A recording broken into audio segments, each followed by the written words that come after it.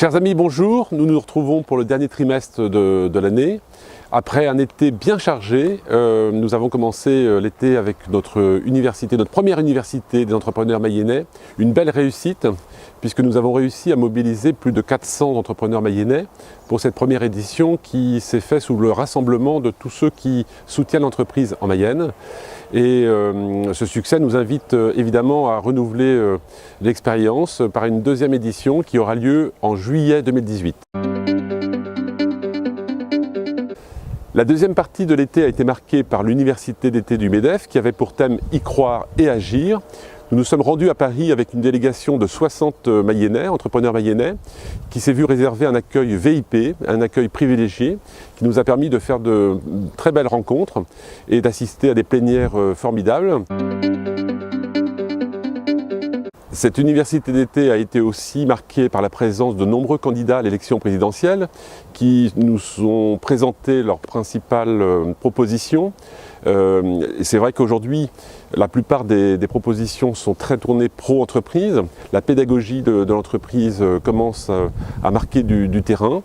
Nous avons été convaincus par la plupart des propositions. Reste à savoir maintenant quels seront les actes qui nous seront proposés suite à ces propositions.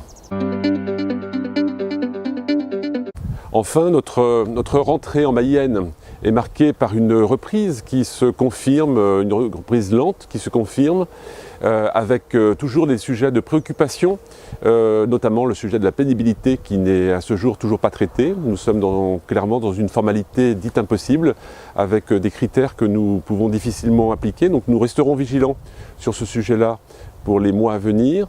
Et puis bien sûr, il y a un certain nombre de mesures qui sont annoncées dans la loi de finances 2017, sur lesquelles il faudra également être très vigilant pour qu'on évite évidemment de prendre des buts dans le camp des entreprises et des entrepreneurs.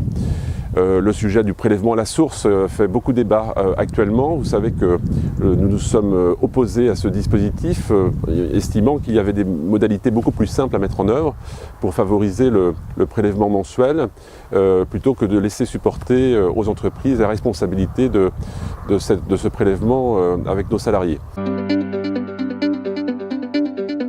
Et puis bien entendu, le mois de novembre sera marqué par les élections de la CCI. Nous avons réussi à faire une liste d'unions patronales, donc il n'y aura pas d'enjeu de campagne pour choisir entre tel ou tel candidat.